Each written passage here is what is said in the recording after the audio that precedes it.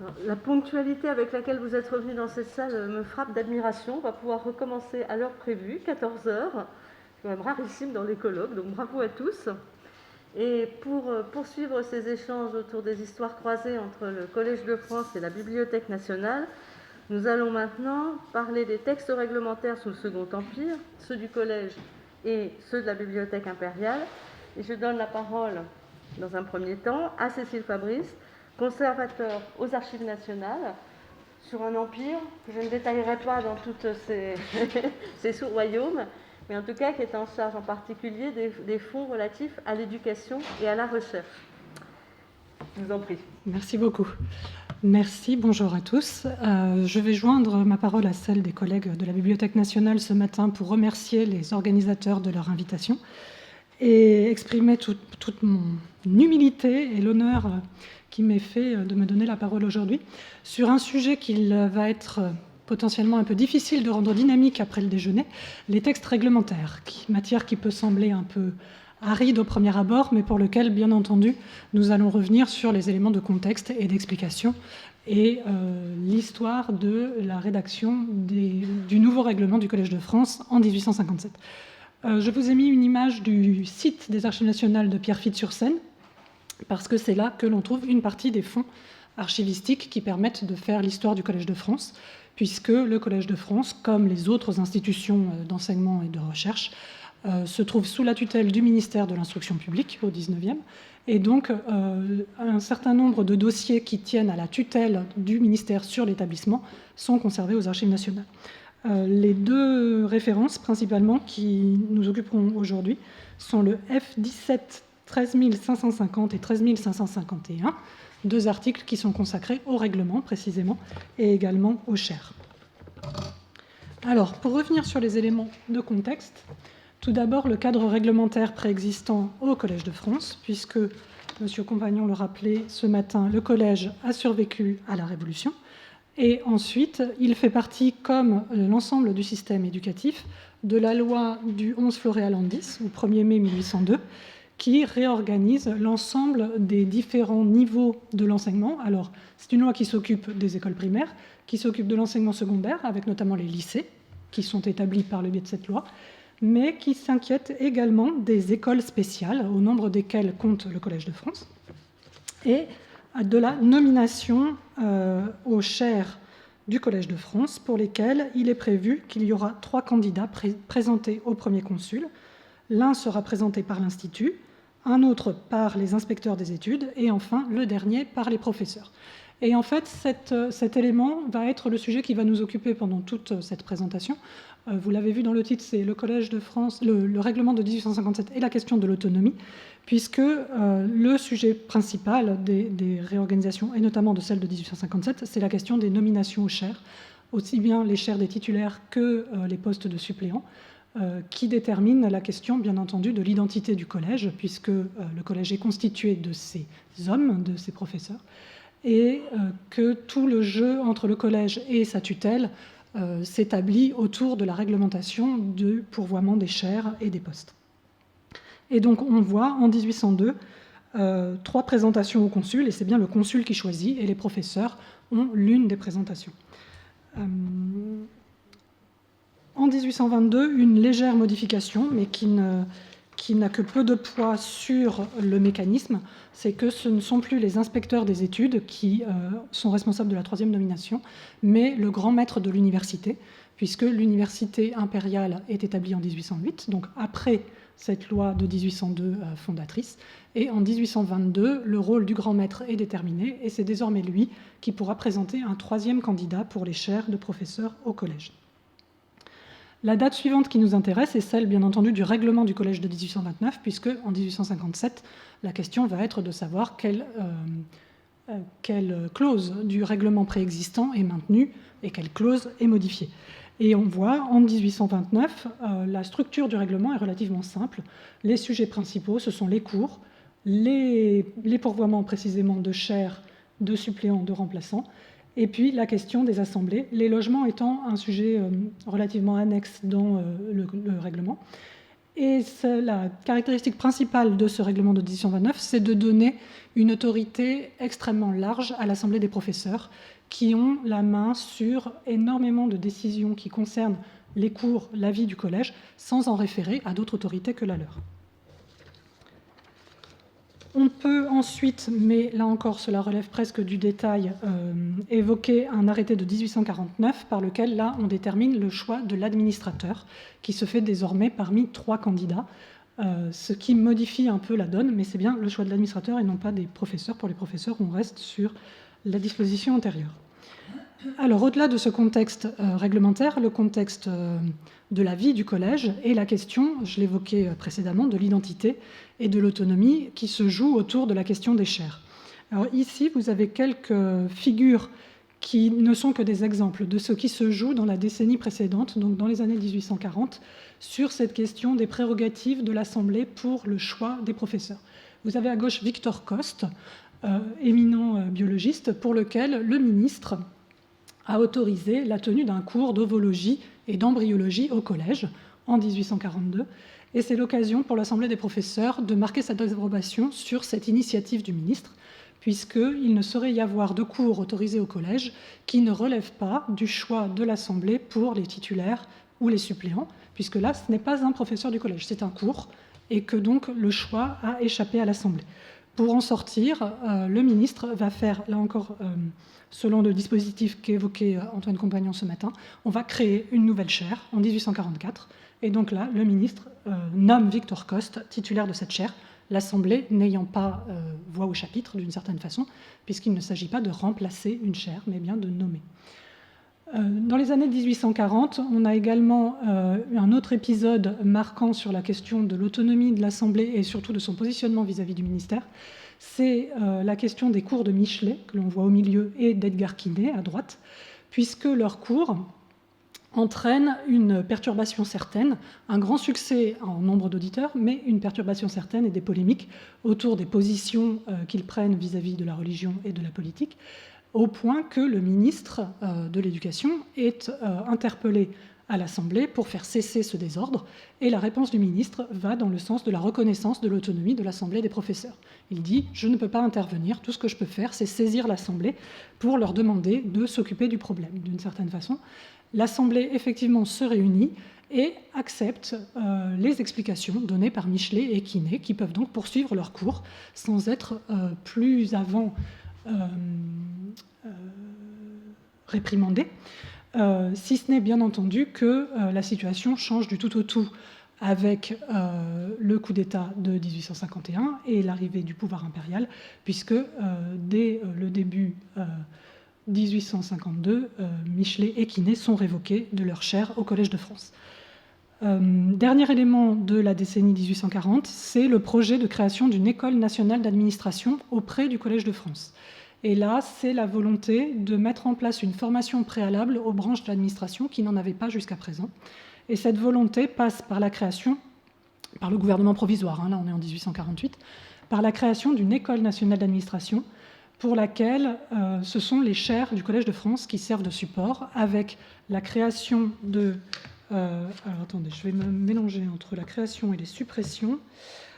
C'est la suppression de 5 chaires et la création de 11 nouvelles chaires, une 12e étant non pas créée mais recréée, la chaire de mécanique qu'on a évoquée là aussi ce matin. Et là aussi, on voit bien que la question des chaires et de l'identité du collège se pose, puisque par cette création et par ce remaniement quasiment complet de la structure même du collège, la question de son identité se pose, mais cette initiative est de courte durée, puisque dès 1849, cette École nationale d'administration, première version d'une certaine façon, est supprimée. Et la situation revient à ce qu'elle était précédemment. Les chaires qui avaient été supprimées sont rétablies, et l'Assemblée des professeurs peut reprendre le cours de ses travaux habituels. Alors, c'est dans ce contexte qu'il faut aussi évoquer la question du contexte plus large de l'instruction publique et de l'enseignement supérieur. Alors là, à cheval sur les deux régimes politiques, mais parce que le mouvement est le même en réalité. Là, on a toute une succession de textes qui vont tous dans le même sens, d'une centralisation de l'autorité, d'une reprise en main d'une certaine façon du corps enseignant, notamment le personnel, mais pas uniquement, par le ministère. Avec, alors la première, la loi Parieux, il s'agit, entre autres choses, mais il s'agit de faciliter le fait de pouvoir renvoyer des instituteurs. La loi Fallou, je n'y reviens pas, son apport principal est la reconnaissance de l'enseignement privé. Ça a peu de rapport avec notre sujet d'aujourd'hui. En revanche, le décret de 1851 porte que la nomination des directeurs des écoles normales primaires relève du ministre. Donc là aussi, on est dans une démarche de reprise en main des nominations par le biais de l'autorité ministérielle. Et c'est particulièrement marqué dans le décret du 9 mars 1852, qui pèse d'un poids très lourd dans le nouveau règlement de 1857, puisque là, on voit en préambule qu'il s'agit de rétablir l'ordre et la hiérarchie dans le corps enseignant. Et les principes, la loi de 1854, c'est une loi globale sur l'enseignement, il était important de la citer, mais là encore, on est un peu à côté du sujet. Dans le décret-loi de 1852, je vous ai mis les 2 premiers chapitres, puisque le Collège de France est explicitement nommé et prévu. C'est bien le président de la République qui nomme les professeurs des facultés. Et alors, selon des principes qui figurent dans le 2e article, en cas de vacances, les professeurs nomment 2 candidats. Donc vous voyez que depuis 1802, on a un peu changé. On était à 1 candidat, maintenant on est à 2. La classe correspondante de l'Institut en présente également 2. Et enfin, et c'est là un point à souligner particulièrement, le ministre peut en outre présenter un candidat qu'il choisit donc librement, indépendamment de la présentation des professeurs ou de la présentation par l'Institut. Alors, c'est dans ce contexte qu'intervient le projet de révision du règlement de 1829. Et là, tout part, alors pas tout, parce qu'on a vu, il y a quand même un contexte général de renversement de la façon dont l'autorité ministérielle envisage ses rapports avec les établissements, mais le départ anecdotique, c'est la question de l'attribution d'un logement. En fait, en 1856, un logement a été attribué par le ministre sans en référer à l'Assemblée. Or, le règlement de 1829 prévoyait que c'est bien l'Assemblée des professeurs qui dispose des logements. Et donc, l'Assemblée des professeurs proteste et exprime son désaccord au fait que le règlement de 1829 ne soit pas respecté par le ministre. Et là, c'est dans les... Alors, sur la teneur des assemblées des professeurs, on peut bien évidemment suivre cela sur Salamandre, le site des archives et bibliothèques du collège qu'on a vu tout à l'heure, avec les comptes rendus des assemblées, les registres de procès-verbaux des assemblées, qui sont tous numérisés et qui offrent une lecture parfois répétitive de simplement le fonctionnement habituel du collège, et parfois permettent de voir justement les quelques soubresauts qui se présentent. Mais là, sur cette question-là, l'Assemblée des professeurs exprime son désaccord avec la position du ministre et le fait qu'elle souhaite que le ministre respecte le règlement en vigueur, le règlement de 1829. Mais là, c'est dans donc les liasses conservées de la tutelle sur le collège que l'on peut voir la suite, la réaction du ministère à cette sollicitation. Et là, c'est le personnage que l'on voit à droite, donc Stanislas Julien, on en a parlé tout à l'heure, un grand sinologue, mais également administrateur du collège à cette époque, qui est l'intermédiaire avec le ministère et qui transmet au ministre cette réclamation des professeurs en soulignant le fait que, de son point de vue, il y a quand même un problème avec le règlement de 1829, dont un certain nombre de clauses ne sont plus applicables, ne correspondent plus au cadre législatif et réglementaire plus global dans lequel se situe le collège. Et donc, le mouvement est lancé pour une réforme de ce règlement de 1829.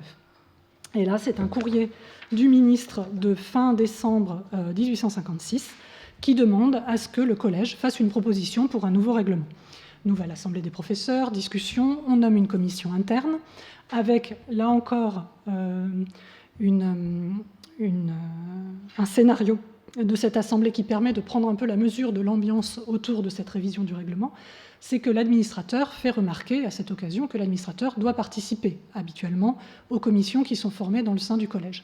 Ce à quoi ses collègues lui répondent que puisqu'il est le représentant de l'autorité, il ne saurait avoir part objectivement à la discussion sur la révision des règlements, mais qu'au demeurant, comme il est lui-même professeur du collège, il peut se soumettre au scrutin et peut-être fera-t-il partie de la commission appelée à proposer un nouveau règlement.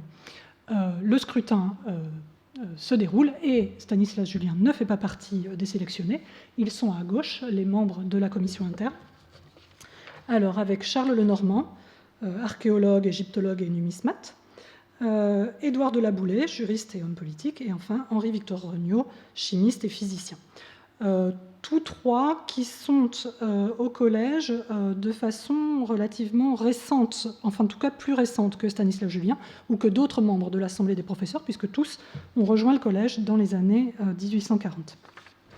Cette commission donc lance ses travaux pour la révision du règlement, mais estime ne pas bénéficier de suffisamment de temps et ne pas vouloir prendre le risque de rédiger entièrement un nouveau règlement qui pourrait ne pas être validé par l'Assemblée. Donc ils décident de se limiter à 3 principes fondateurs qu'ils font valider par l'Assemblée, à charge ensuite pour le bureau, c'est-à-dire l'administrateur, le vice-président et le secrétaire, d'assister la commission dans la rédaction complète du nouveau règlement. Et ces 3 principes, que évidemment j'ai perdus, concernent la suppléance, les conditions dans lesquelles il peut y avoir un remplaçant et l'obligation de tenir 40 leçons par an. Parce que le sujet principal pour cette commission interne, c'est la question des cours. En fait, c'est très clairement dit, on n'a pas le temps de mener des travaux complets, donc le sujet principal, ce sont les cours, la façon dont les postes sont pourvus, les postes d'enseignement. Toutes les questions administratives, les questions de logement, ma foi, c'est assez accessoire. On s'en remet à l'autorité du ministre qui saura bien décider. Et là, ce qui est intéressant dans les articles d'archives conservés, c'est que l'administrateur n'est pas tout à fait, voire pas du tout d'accord avec ses collègues sur les positions qui sont prises. Et lui estime qu'il est important que le rôle du ministre soit affirmé plus précisément. Et l'un des points d'achoppement des discussions entre administrateurs et Assemblée des professeurs, c'est la question des procès-verbaux. Alors ça peut paraître anecdotique, mais on le retrouvera ensuite dans le nouveau règlement en 1857. C'est que l'Assemblée nomme en son sein un secrétaire qui est chargé de rédiger les procès-verbaux.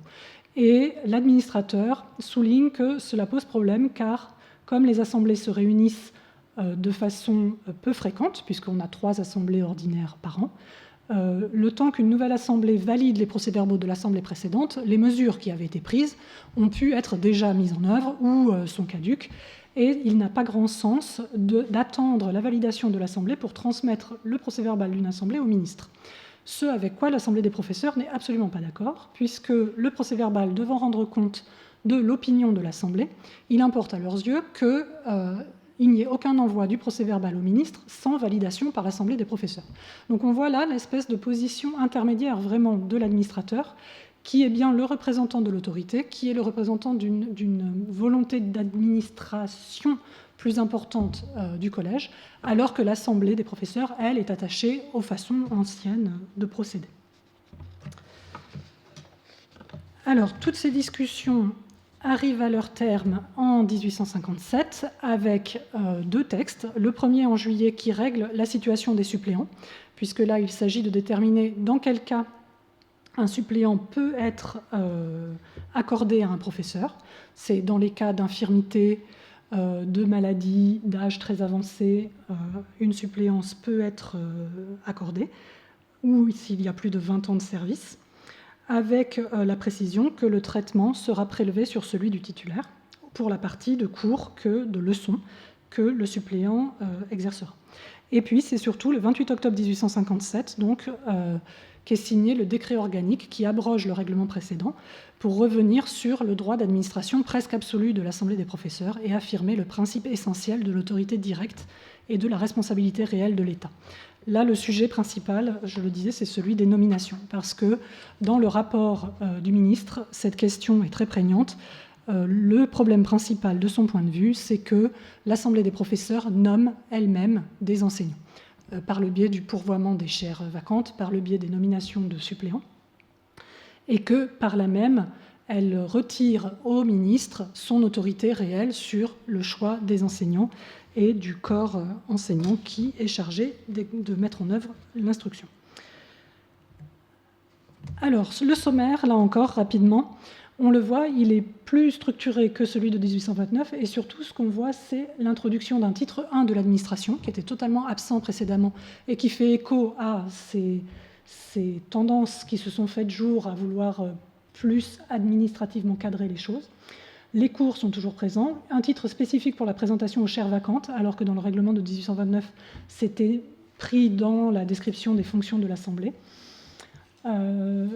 Et des clauses conclusives. Les autres titres sont plus ou moins de même nature. Et des clauses conclusives qui, elles aussi, étaient absentes précédemment. Alors, si on vient un peu dans le détail, avec un tableau qui vous permet de lire, si vous le voulez, les clauses, et je ne vais pas revenir en détail sur toutes. Vous avez donc à gauche la structure du règlement de 1857, avec tout à droite en plus petit le rappel de la structure de 1829, parce que entre les deux, vous avez ce qui est modifié, avec en vert ce qui a été maintenu, en orange ce qui est modifié, et en jaune ce qui est nouveau. Et vous voyez que, alors là, c'est pas très parlant encore sur cette diapo, mais vous allez voir sur les suivantes, la part de ce qui est modifié est bien entendu beaucoup plus importante que la part de ce qui est maintenu, avec toujours une même tendance qui est l'affirmation de l'autorité du ministre et la dégradation des pouvoirs de l'Assemblée. Les deux nouveaux articles portant sur l'administration, le premier, son objet est très clairement d'affirmer l'autorité directe du ministre sur le collège et ensuite de déterminer le rôle de l'administrateur en tant qu'intermédiaire entre le ministre et le collège. Et à ce titre, juste rapidement, une image, ça c'est l'une des versions du projet de règlement annoté. Et en fait, les annotations permettent de voir les articles sur lesquels porte le plus la réécriture. Et là, c'est le rôle de l'administrateur, vous voyez, qui fait l'objet de ce grand développement et de ces nombreuses ratures. Et on le reverra tout à l'heure avec la question des remplaçants et des suppléants. Ce sont vraiment les deux sujets principaux, l'autorité du ministre et les remplaçants et les suppléants. Ici, alors vous voyez dans ce qui est modifié, pour les semestres, la définition des semestres et du programme, on est sur des clauses équivalentes à celles du règlement de 1829, mais désormais, pour la publication du programme des leçons, il y a autorisation préalable du ministre. De la même façon, pour l'article 9, les troubles dans l'enseignement, précédemment, c'était l'Assemblée qui examinait les troubles et qui pouvait décider ou pas d'en référer aux autorités. Désormais, l'administrateur soumet directement les affaires au ministre qui décide après avoir pris l'avis de l'Assemblée. Alors, vous voyez que sur la suite du règlement, c'est encore pire. Là, il n'y a plus rien qui est conservé. Tout est soit modifié, soit nouveau, et les modifications vont, là encore, toujours dans le même sens. La présentation aux chaires vacantes, donc là, il y a des modifications sur la façon dont les discussions se passent. Dans le règlement de 1829, les discussions sur les titres des candidats prennent autant de temps que nécessaire. L'Assemblée peut se reconvoquer autant de fois que nécessaire pour discuter avant de passer au scrutin. En 1857, on prévoit qu'il y aura 2 séances maximum de discussion, après quoi il faudra passer au scrutin. Également la question de la majorité. Alors là, c'est un cas dans lequel l'administrateur n'a pas obtenu de gain de cause, puisqu'il mettait en avant la difficulté liée à la prise en compte des bulletins blancs. Et il demandait donc au ministre de prévoir que le choix des candidats pour une vacance de chaire se fasse à la majorité des présents uniquement, et des présents ayant exprimé un vote. Et ce n'est pas retenu, on reste bien sur la majorité des présents. Sur quoi d'autre ? Enfin, vous le voyez, tout va dans le sens de autorisation et nomination par le ministre pour les remplaçants, nomination par le ministre pour les suppléants, nomination par le ministre pour les professeurs honoraires. Et là, vous voyez, je vous en parlais, c'est l'autre article. Là, on est dans la partie sur les remplaçants et les suppléants qui provoque nombre de repentirs pour arriver à la version finale, qui est une version qui affirme l'autorité du ministre face à l'Assemblée. Enfin, là, on est sur les derniers articles du règlement, avec la composition de l'Assemblée, qui est constituée des seuls professeurs titulaires. Là encore, l'administrateur n'a pas obtenu gain de cause parce qu'il souhaitait que le secrétaire d'administration puisse assister aux assemblées, précisément pour régler cette question du procès-verbal. C'est-à-dire que comme les professeurs disent « on ne peut pas envoyer le procès-verbal au ministre tant qu'on ne l'a pas validé », l'administrateur répond « oui, mais on ne peut pas le valider tant qu'on n'a pas une rédaction propre, et la rédaction propre, elle est difficile à faire puisque le secrétaire d'administration n'assiste pas aux assemblées, et que c'est le secrétaire de l'assemblée qui prend des notes informes sur lesquelles il est très difficile de faire une version finale, etc. Mais en la matière, il n'obtient pas gain de cause. Le rôle du secrétaire d'assemblée est maintenu. L'absence du secrétaire d'administration aux assemblées est maintenue. dans le règlement. Parce qu'en fait, très rapidement derrière, quand le ministre renvoie la version finale du règlement approuvé à l'administrateur, il l'accompagne d'un courrier lui disant « Bon, vous verrez que le secrétaire d'administration n'assiste pas aux assemblées, mais je vous autorise à lui faire assister si vous le souhaitez, de façon à faciliter les travaux de l'Assemblée. » Donc, officiellement, il n'est pas suivi, mais officieusement, la question de l'efficacité administrative se pose quand même, qu'on retrouve également ici, vous voyez, dans l'article 20, qui prévoit qu'il y aura un envoi des procès-verbaux au ministre sous 8 sauf urgence, et là, on pourra envoyer encore plus vite. Enfin, les 3 articles 21, 22, 23 nous permettent là de faire le lien avec la question de la bibliothèque, puisque jusqu'à présent, on a vu assez peu de lien avec ce qui se passe en 1858 à la Bibliothèque de France. La question du catalogue intervient là dans le règlement de 1857. La bibliothèque, les archives sont désormais placées sous l'autorité de l'administrateur et il faudra tenir un catalogue mis à jour annuellement avec un procès-verbal de mise à jour qui sera lui aussi envoyé au ministre et avec un double du catalogue ou de l'inventaire qui est remis au ministre. Enfin, pour les logements, comme de toute façon l'Assemblée là s'était déchargée d'une certaine façon des décisions, le règlement va dans le même sens, c'est bien le ministre qui décidera de ce qui se passe. Très rapidement pour conclure, donc qu'en est-il derrière de la mise en œuvre, puisque là c'est quand même un changement très important dans la vie du collège. Précédemment, il y a une autonomie de gestion très importante de la part de l'Assemblée des professeurs, et à partir de 1857, cette affirmation du rôle du ministre dans quasiment toutes les nominations, cette affirmation du passage d'abord par le ministre avant qu'il ne prenne l'avis de l'Assemblée, alors que précédemment l'Assemblée pouvait décider seule d'un grand nombre de choses, et puis cette tendance par ailleurs qu'on voit à l'œuvre de renforcement de l'administration, de renforcement des contrôles, c'est aussi à ça que sert le procès-verbal annuel de mise à jour des inventaires, c'est qu'il y a un contrôle beaucoup plus important qui est mis en place. La mise en œuvre, en fait, telle qu'on la voit ensuite dans les assemblées suivantes, se passe relativement conformément à ce qui est prévu, si ce n'est, je voulais indiquer, le secrétariat des assemblées, c'est ce que j'évoquais en fait. Il y a quelque chose qui est prévu dans le règlement, mais en réalité, le ministre donne l'autorisation de faire autrement. Pour les nominations et les leçons, tout ce qu'on voit dans les assemblées suivantes, c'est effectivement le respect des règles mises en place dans le règlement de 1857, soit pour la nomination aux chaires vacantes, soit pour la création de nouvelles chaires, soit un petit peu, mais ce n'est pas présent dans le règlement de 1857, même la modification de l'intitulé des chaires. Et là, ça nous ramène à la pérennité de ce règlement de 1857, qui en fait ne survit pas à la fin du Second Empire.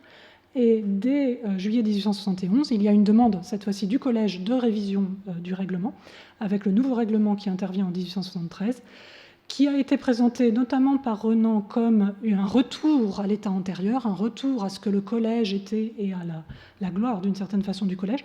C'est en grande partie vrai, mais pas complètement. C'est-à-dire qu'il y a beaucoup de clauses antérieures qui sont réintroduites, mais pour autant, on sent bien qu'il y a un point de bascule qui a été atteint et l'autorité du ministre n'est pas remise en cause. L'Assemblée des professeurs retrouve un droit de nomination, un droit d'avis en première instance important, mais le rôle du ministre, même après cette nouvelle révision en 1873, est beaucoup plus important qu'il n'était antérieurement au règlement de 1857. Merci beaucoup.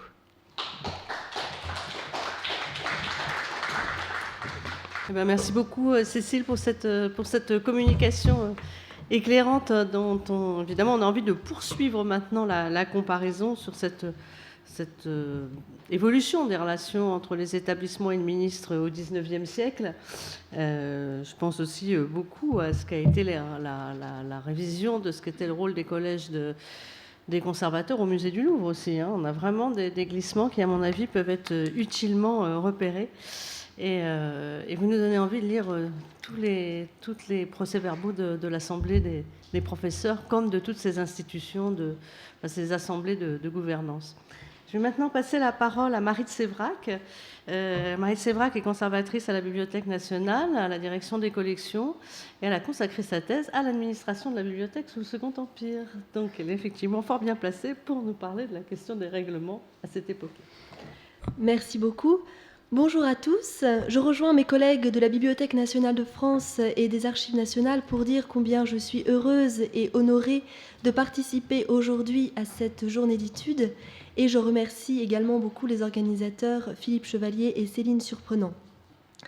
Mon intervention cet après-midi s'attachera à étudier un texte réglementaire qui représente un véritable tournant dans l'histoire de la Bibliothèque nationale, le décret impérial du 14 juillet 1858. Donc les sources sur lesquelles je m'appuie pour cette communication sont principalement les archives modernes, procès-verbaux du comité consultatif et correspondance générale de l'administrateur conservés au département des manuscrits de la BNF, et également la sous-série F17 des archives nationales qui correspond au versement du ministère de l'Instruction publique et des cultes, ministère de tutelle de la bibliothèque pendant la période. Afin de bien comprendre la rupture qui s'opère en 1858, ce tournant de 1858, il importe de recontextualiser notre propos et de revenir rapidement sur l'histoire de la Bibliothèque nationale au cours du XIXe siècle. On ne saurait assez répéter, pour commencer, combien la Révolution française contribue à désorganiser la bibliothèque, alors tout juste nationale. Certes, la période correspond à un formidable enrichissement des collections, mais cet afflux massif de livres et de manuscrits précieux provenant de la confiscation des biens d'ecclésiastiques et d'émigrés n'est suivi de la rédaction d'aucun instrument de recherche. On a coutume de dire alors que c'est la mémoire du directeur Joseph Van Pratt qui fait office de catalogue. C'est ce dernier, en effet, bibliophile passionné, qui arpente les dépôts littéraires où ont été entassés les livres et les manuscrits précieux confisqués par les révolutionnaires aux ecclésiastiques et aux émigrés. C'est lui qui s'occupe de leur transfert à la bibliothèque, où ces collections sont entreposées dans des combles parfois vétustes et bientôt pleins à craquer. Ce fonds non inventorié s'accroît encore avec les entrées du dépôt légal, les dons et les acquisitions, contribuant à désorganiser une institution qui ne compte alors qu'un personnel peu disponible et peu qualifié. Rappelons qu'alors le métier de bibliothécaire n'est pas encore clairement établi. Les conservateurs comme les employés n'ont pas de formation spécifique et cumulent bien souvent les fonctions ou les métiers. Il est courant que des journalistes, des écrivains, des plumitifs, pour reprendre l'expression du temps, aient également un emploi de bibliothécaire. Retenons donc que tout au long de la première moitié du XIXe siècle, la Bibliothèque nationale ne sait pas exactement ce qu'elle possède, faute de catalogue tenu à jour, et peine à assurer un service public de qualité à ses lecteurs. L'institution fait alors l'objet de nombreuses critiques. Ces critiques portent sur son organisation intérieure et sur son aspect extérieur. Son organisation intérieure d'abord. En 1832, Royer-Collard, chef de la division des sciences et lettres au ministère de l'Instruction publique, ministère de tutelle de la bibliothèque donc, parle dans un rapport qu'il rédige sur la bibliothèque de la vétusté d'une institution qui a dégénéré, pour ainsi dire, en machine toute montée, allant toute seule depuis longtemps. Paresse, insouciance des employés, esprit de routine, défaut d'ordre, soit dans la conservation et l'entretien du dépôt, soit dans l'économie et le contrôle des dépenses, irrégularité de service, abus du prêt des livres, abus de logement trop souvent réservé à la parenté, et surtout, ce qui est la plaie essentielle, la plaie toujours croissante de la bibliothèque, point de catalogue. Les critiques de l'époque portent également sur la vétusté des locaux qui réclament des travaux. En 1833, Aimé Champollion-Figeac déclare « Les bâtiments ont à l'extérieur l'aspect le plus triste et sont dénués de toute élégance. On les prendrait plutôt pour une maison de correction que pour une bibliothèque. » Certains architectes prônent même un déménagement et une installation dans un autre quartier de Paris. Toutes ces critiques se retrouvent dans le poème que composent les bibliothécaires Pilon et Demanne en 1848 et qui s'intitule « Plainte de la Bibliothèque nationale au peuple français et à ses représentants », un poème numérisé dans Gallica. La parole est alors donnée à l'institution qui s'exprime à la première personne du singulier, et le poème s'ouvre ainsi. « J'ai peu de confidents de toutes mes douleurs, apprenez donc de moi mes périls, mes malheurs. » Plus loin est abordée la question du déménagement. Je cite « Les cruels, ils ont dit dans leur rage ignorante, éloignons du quartier cette vieille impuissante, qui dans ces lieux brillants par le luxe embelli, étale sa masure au milieu de Paris. » Donc pour remédier à cette situation critique, des commissions sont nommées sous la Restauration et la monarchie de Juillet. Cependant, leurs réflexions théoriques demeurent lettres mortes dans un contexte de profonde instabilité politique. Il faut attendre le Second Empire, régime autoritaire, centralisé, désireux de prouver sa légitimité en Europe, pour voir les choses changer. La réorganisation de la bibliothèque impériale devient à cette époque un enjeu national et international qui s'inscrit dans un contexte d'émulation culturelle entre États que contribuent à symboliser par exemple les expositions universelles. La bibliothèque impériale doit être la vitrine culturelle de l'Empire et à ce titre, elle doit pouvoir rivaliser avec le modèle bibliothéconomique de l'époque, le British Museum de Londres, qui vient tout juste d'achever sa réorganisation. Une nouvelle salle de lecture circulaire, œuvre de l'architecte Sidney Smirke, vient d'être achevée et suscite l'admiration de tous. De nombreux procédés nouveaux, portant aussi bien sur les méthodes de catalogage que sur le transport des livres, ont également été introduits au British Museum, qui est alors, rappelons-le, à la fois bibliothèque et musée, et cela suscite bien sûr l'admiration. Un grand écrivain et savant français se fait l'écho de cette réorganisation anglaise. Il s'agit de Prosper Mérimée, écrivain, inspecteur des monuments historiques et familier du couple impérial. Mérimée connaît parfaitement le British Museum grâce à la correspondance qu'il entretient avec le directeur de l'institution qui est également l'un de ses amis, Antonio Panizzi. Mérimée se rend à Londres en mai 1857 au moment de l'ouverture de la vaste salle de lecture circulaire du British Museum. De retour en France, il écrit un article sur le sujet qui paraît le 26 août 1857 dans les colonnes du Moniteur universel. À Paris, les contemporains ne connaissent pas ou peu les grandes réformes entreprises à Londres. Mérimée contribue à les leur faire découvrir et acquiert ce faisant la réputation de savant français le plus au fait des questions bibliothéconomiques. C'est ce savoir qui lui vaut d'être nommé à la tête d'une importante commission de réorganisation de la bibliothèque dès décembre 1857. Cette commission, donc la commission Mérimée, comme on l'appelle, qui se réunit de janvier à mars 1858, se distingue des précédentes par sa volonté d'étudier les problèmes de toute nature que connaît la bibliothèque. Il ne s'agit pas simplement d'aborder une question, mais véritablement d'aborder tous les problèmes dans leur ensemble et de proposer des solutions à appliquer au plus vite.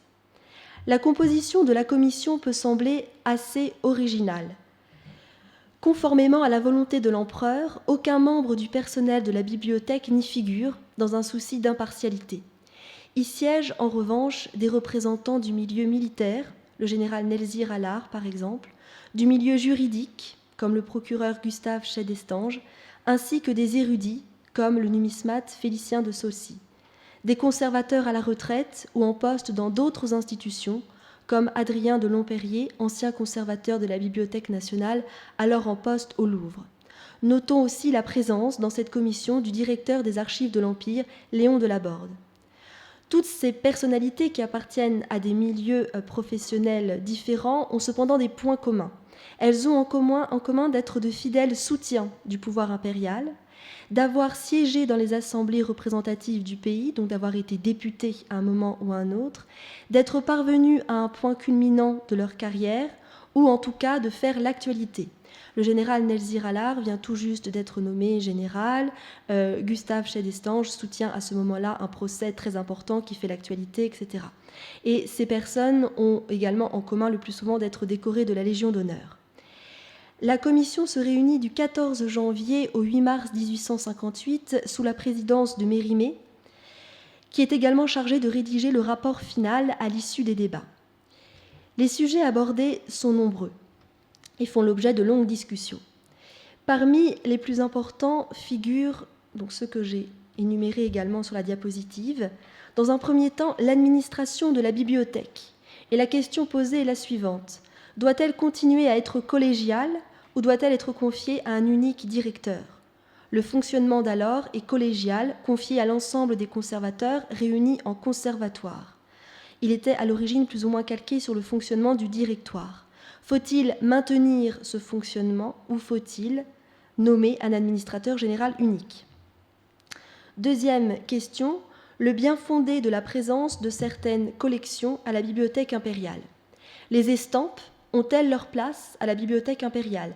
Ne devraient-elles pas rejoindre les collections du Louvre ? De la même façon, les monnaies et médailles ne devraient-elles pas rejoindre la monnaie de Paris ? Les objets que conserve la bibliothèque ne devraient-ils pas revenir au musée ? Il y a là toute une réflexion sur le bien fondé de la répartition des collections entre institutions et l'idée, appelée à évoluer, que les documents ou objets de même nature devraient peut-être être rassemblés au même endroit. Troisième question, le système à retenir pour les catalogues. Faut-il retenir un système alphabétique ou méthodique ? Le British Museum a adopté un système alphabétique par nom d'auteur pour son catalogue. À la Bibliothèque impériale, Jules-Antoine Taschereau, directeur adjoint spécialement chargé des catalogues depuis 1852, est un fervent partisan du système méthodique, c'est-à-dire d'un système par sujet, par matière, qu'il a commencé à appliquer pour le catalogue des sciences médicales et le titanesque catalogue de l'histoire de France. La question est, faut-il persévérer dans cette voie, catalogue méthodique, par sujet, par matière, ou faut-il adopter le système alphabétique comme l'a fait le British Museum ? Quatrième question, la question du personnel et notamment de sa qualification. Quelles sont les conditions requises pour être engagé à la bibliothèque ? Comment lutter contre les sinécures et le cumul des fonctions ? Autre question, l'ouverture ou non de 2 salles de lecture au département des imprimés, c'est-à-dire le département le plus fréquenté. Faut-il, à la place de la salle de lecture unique du département des imprimés, établir 2 salles, une salle réservée aux savants, aux travailleurs sérieux, pour reprendre l'expression du temps, et une autre salle ouverte à tout venant, je cite. L'objectif est surtout de lutter alors contre la présence, je cite, de l'oisiveté lisailleuse, expression qui désigne l'attitude du passant ou du vagabond qui ne vient à la Bibliothèque nationale que pour se chauffer ou pour lire le journal et qui gêne les travailleurs sérieux. Enfin, la question des bâtiments, de leur rénovation, de leur reconstruction. Cette question est un temps abordée dans sa globalité, visite des lieux avec l'architecte de la bibliothèque Henri Labrouste, étude d'un plan que l'architecte présente à la commission, puis cette question est délaissée car jugée finalement comme n'étant pas du ressort de la commission. On prône cependant l'achat des maisons situées à l'angle des rues Colbert et Vivienne, qui sont occupées par un épurateur d'huile, un marchand de bois et charbon, puis par un hôtel. Donc rappelons qu'à l'époque, la bibliothèque n'est pas encore un quadrilatère autonome, comme on le connaît aujourd'hui, qu'il y a encore des maisons particulières qui se situent à l'angle des rues Colbert et Vivienne, qui ont des murs mitoyens avec la bibliothèque impériale, et cela constitue un vrai péril d'incendie qui fait vraiment frémir les conservateurs et l'administrateur. Et plus tard, sous l'administration de Jules-Antoine Taschereau, il y aura donc des demandes régulières pour parvenir à acheter ces maisons particulières qui sont de vraies menaces d'incendie. Et l'administrateur, à court d'arguments, va même, dans sa correspondance, imaginer le pire des scénarios. Donc il écrit comme ça à son ministre de tutelle, le ministre de l'Instruction publique et des Cultes, imaginez que dans cet hôtel, entre la rue Colbert et la rue Vivienne, un voyageur fatigué par son périple se met au lit avec un roman de Paul de Kock, donc auteur populaire de la période, puis s'endort, sa chandelle tombe, il met le feu à sa chambre, à l'hôtel, le feu ensuite vient jusqu'à la bibliothèque et finalement les chefs-d'œuvre de la littérature française, etc., auraient brûlé par la faute d'un lecteur de Paul de Kock. Donc voilà jusqu'où va l'administrateur pour essayer donc d'obtenir l'achat de ces maisons qui représentent un vrai péril. Le rapport que remet Mérimée au ministre de l'Instruction publique et des Cultes, Gustave Rouland, à l'issue des débats de la commission le 27 mars 1858, reprend les décisions votées par la commission à l'issue de ces 3 mois de travail. Ce rapport est ensuite relu et amendé par le ministre lui-même et transmis à l'empereur. Et ce rapport influence grandement, c'est pourquoi je m'y suis arrêtée si longuement, le décret du 14 juillet 1858 qui lance officiellement la réorganisation de la bibliothèque. Parcourons à présent ce décret dans ses articles clés, puisque comme il est assez long, on ne va pas tous les étudier, mais dans ses articles clés. Donc, article 1er, l'administration et la direction de la bibliothèque impériale et de tous les départements qui la composent sont confiés à un administrateur général, placé sous l'autorité de notre ministre de l'Instruction publique et des Cultes. On précise dans l'article 2 que ce directeur doit résider à la bibliothèque et qu'il ne peut quitter Paris sans autorisation du ministre. Cet article 1er instaure donc un nouveau mode d'administration extrêmement centralisé à la bibliothèque, calqué sur le modèle politique en place, le Second Empire autoritaire. Cela conforte la réflexion du philosophe Robert Damien qui parle de la bibliothèque comme d'une métaphore de l'État. Un nouvel administrateur, Jules-Antoine Taschereau, Ancien journaliste, autrefois directeur d'une très polémique revue rétrospective qui, sous couvert de dénoncer des scandales anciens, s'en prenait beaucoup aux hommes politiques contemporains. Donc Jules-Antoine Taschereau, ancien député également et surtout soutien de la première heure du régime impérial, est nommé à la tête de la bibliothèque en 1858. C'est lui qui devient cet administrateur général, directeur unique qui est placé à la tête de la bibliothèque. Nous avons vu qu'il était déjà en place dans l'établissement depuis 1852 comme adjoint du directeur Joseph Naudet, spécialement chargé des catalogues. Cette nomination est importante parce qu'elle rompt avec la tradition qui consiste à placer un membre de l'Institut ou un professeur au Collège de France, comme l'était Joseph Naudet, à la tête de l'institution. On rompt avec cette tradition, mais en même temps, cette décision correspond à la volonté de Napoléon III de nommer, pour reprendre l'expression, des hommes pratiques.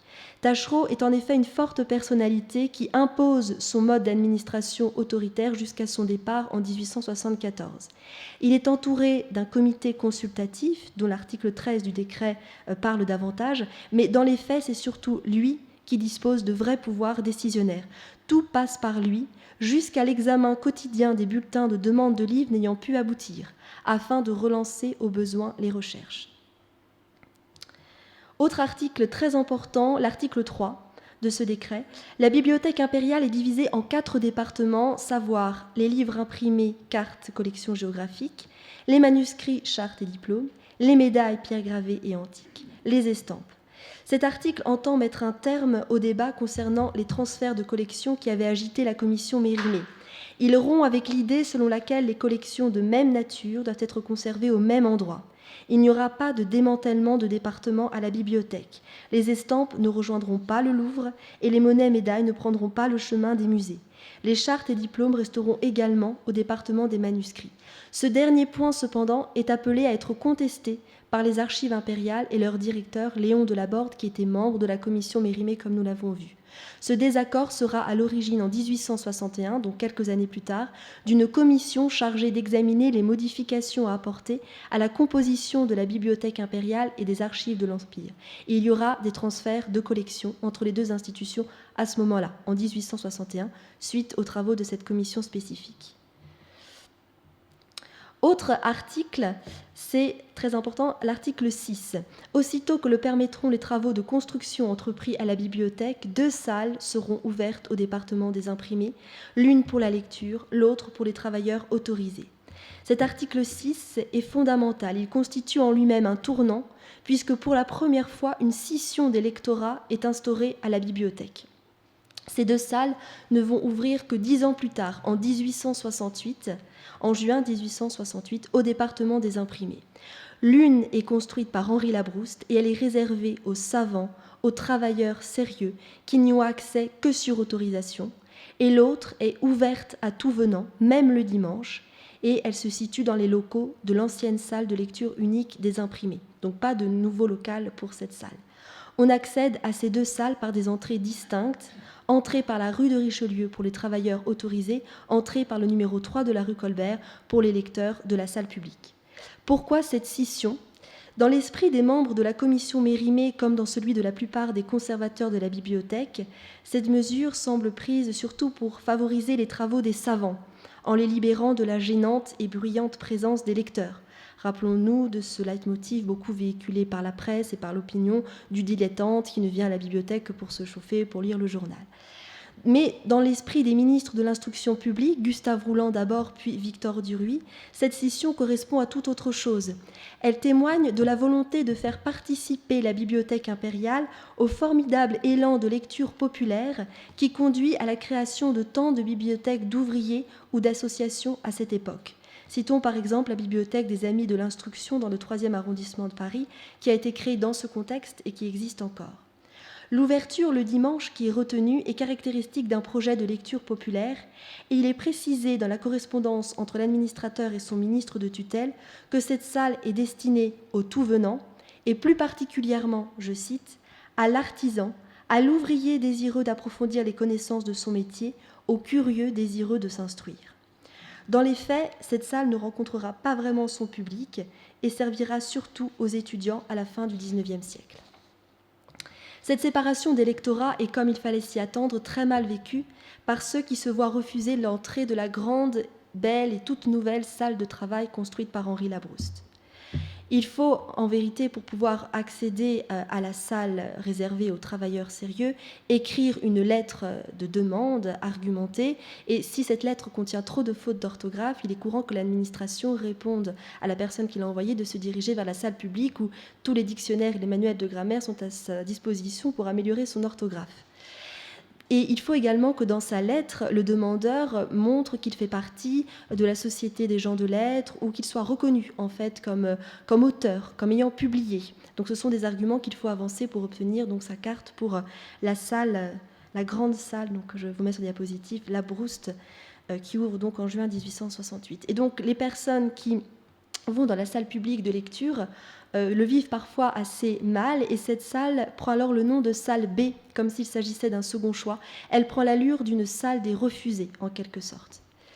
La scission participe également au discrédit progressif qui s'abat sur Taschereau et sur le comité consultatif, qui sont accusés de partialité lorsqu'ils délivrent les autorisations pour la salle de travail.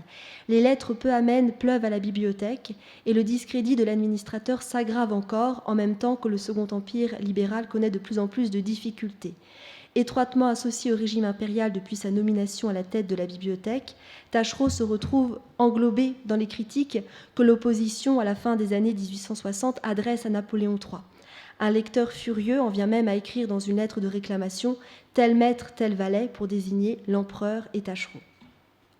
Les articles suivants du décret, les articles 7 à 12, abordent surtout la question de la professionnalisation progressive du métier de bibliothécaire. Un diplôme de bachelier S-lettres ou S-sciences est désormais un préalable requis pour entrer à la bibliothèque, de même que l'obligation de se consacrer à son emploi sans cumul de fonctions.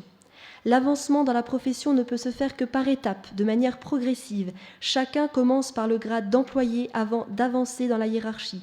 C'est un mode d'administration qui correspond parfaitement à l'administrateur Taschereau, qui cherchera toujours à ménager une saine émulation entre les employés de la bibliothèque et à les faire avancer en valorisant l'expérience acquise.